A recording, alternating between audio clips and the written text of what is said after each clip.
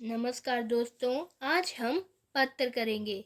Class 10th Hindi CBSE के बहुत ही important पत्र जो बोर्ड के एग्जाम्स में आते हैं।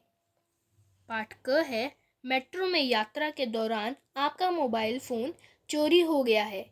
इसकी शिकायत करते हुए थानाध्यक्ष को लगभग 120 शब्दों में पत्र लिखिए। सबसे पहले हम एड्रेस लिखेंगे। दीनदयाल उपाध्याय नगर, जयपुर, राजस्थान। उसके बाद एक लाइन लीव करेंगे, फिर दिनांक लिखेंगे। दिनांक है 10/6/2000। जो ईयर है यहाँ पे वो आएगा 2 क्रॉस की जगह। उसके बाद एक लाइन लीव करेंगे, सेवा में नहीं लिखना है। उसके बाद हमें बोर्ड के फॉर्मेट के अकॉर्डिंग लिखना है थानाध्यक्ष। उसके बाद दीनदयाल उपाध्याय नगर, जयपुर, राजस्थान। फिर एक लाइन लीव करेंगे, फिर लिखेंगे विषय मोबाइल फ़ोन चोरी हो जाने के संबंध में। फिर एक लाइन लीव करेंगे, फिर लिखेंगे मान्यवर, सविनय निवेदन यह है कि मैं दीनदयाल उपाध्याय नगर का निवासी हूँ। मैं यहाँ से मानसरोवर प्रतिदिन मेट्रो में सफ़र करके अपने काम पर जाता हूँ। पिछले 10 वर्षों में मेरे साथ यह वारदात पहली बार हुई है। जब मैं मानसरोवर मेट्रो स्टेशन पर उतरा तो अत्यधिक भीड़ होने के कारण किसी ने मेरा मोबाइल हाथ से छीन लिया। जब तक मैं कुछ समझ पाता तब तक वह गायब हो गया। श्रीमान से अनुरोध है कि मेरी शिकायत दर्ज की जाए और अविलंब मोबाइल चोर को पकड़ने की कृपा की जाए। मेरा मोबाइल नंबर 986854 है। भवदीय। उसके बाद हम लिखेंगे नाम। व्यक्ति का नाम क्या आएगा? रवि। जो गिवन है क्वेश्चन में वो लिखना है दोस्तों, या फिर अ ब स क ख ग या य र ल आप कुछ भी लिख सकते हैं। अथवा आप अंकित अंकिता हैं। आप अक्सर अपनी सोसाइटी में लोगों को बिना मास्क पहने घूमते देखते हैं, जबकि कोरोना के बढ़ते मामलों को देखते हुए सरकार ने मास्क पहनना अनिवार्य किया हुआ है। इसकी शिकायत करते हुए सोसाइटी के सचिव को लगभग 120 शब्दों में पत्र लिखिए।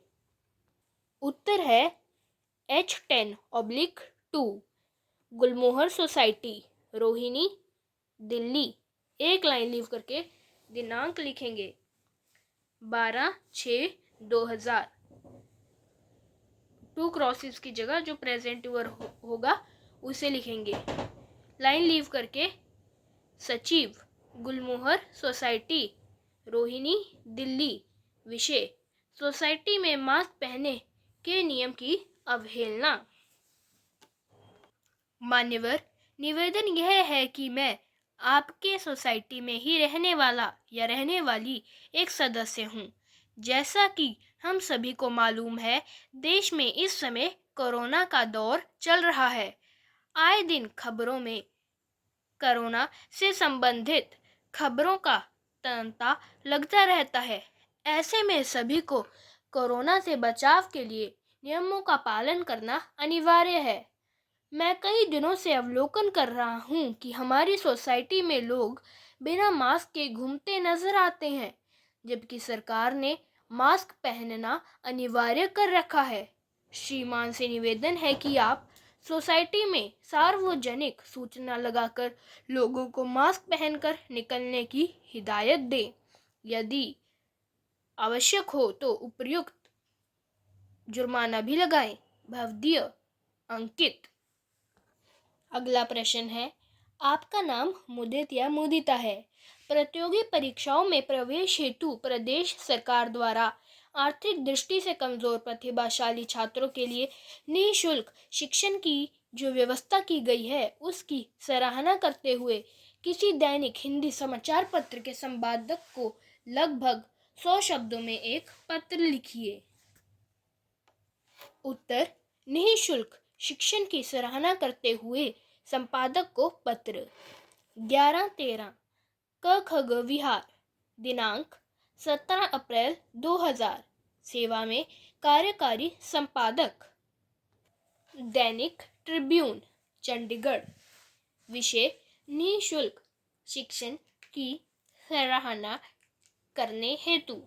महोदय, मैं आपका ध्यान पंजाब सरकार की उस शिक्षा नीति की ओर खींचना चाहता हूँ जिसके तहत सरकार ने प्रतियोगी परीक्षाओं में दाखिले के लिए आर्थिक दृष्टि से कमजोर प्रतिभाशाली छात्रों के लिए निःशुल्क प्रबंध किया है। इस प्रयास को फलीभूत करने के लिए सरकार ने सभी बड़े शहरों में शिक्षण केंद्रों की स्थापना की है, जिसमें प्रतिभाशाली शिक्षकों की नियुक्ति की है। आज जबकि छोटे बड़े शहरों में प्रतियोगी परीक्षाओं की तैयारी करने के लिए निजी शिक्षण संस्थाएं खुली हैं, जिनमें केवल उच्च वर्ग के छात्र ही मोटी फीस देकर प्रविष्ट हो पाते हैं, वहां सरकार की ओर से उठाया गया यह कदम प्रशंसनीय है। भवदीय मुदिता। अब हम इसका ख पाठ करेंगे। अथवा आज़ादी के अमृत महोत्सव पर आयोजित की जाने वाली सांस्कृतिक गतिविधियों के अभ्यास हेतु सांस्कृतिक कला सचिव की ओर से स्कूल के प्रधानाचार्य को लगभग 100 शब्दों में एक पत्र लिखिए, जिसमें प्रार्थना सभा के दौरान अभ्यास की अनुमति मांगी गई हो। उत्तर है, प्रार्थना सभा के दौरान सांस्कृतिक गतिविधियों के अभ्यास के लिए अनुमति हेतु प्रार्थना पत्र। सेवा में प्रधानाचार्य, JB senior secondary school, Narela, Delhi. विषय प्रार्थना सभा के दौरान सांस्कृतिक गतिविधियों के अभ्यास के लिए अनुमति हेतु।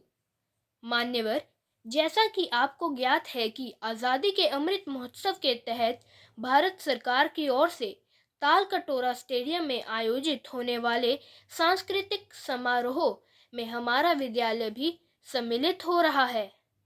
हमारा विद्यालय इस अवसर पर शहीद भगत सिंह की चारित्रिक विशेषताओं को उद्घाटित करने वाली नृत्य नाटिका को भी अभिमंत्रित करेगा।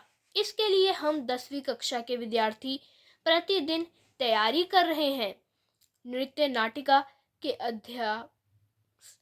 अभ्यास में हमारा काफ़ी समय लगता है, जिससे कक्षा में हमारी पढ़ाई पर बहुत प्रभाव पड़ रहा है।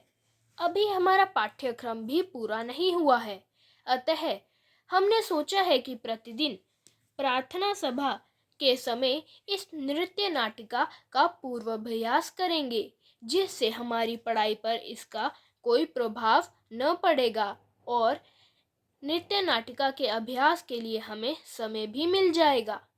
कृपया हमें इस संदर्भ में अनुमति प्रदान करें। आपका आज्ञाकारी विवेक, सांस्कृतिक कला सचिव, कक्षा 10वीं B। धन्यवाद दोस्तों।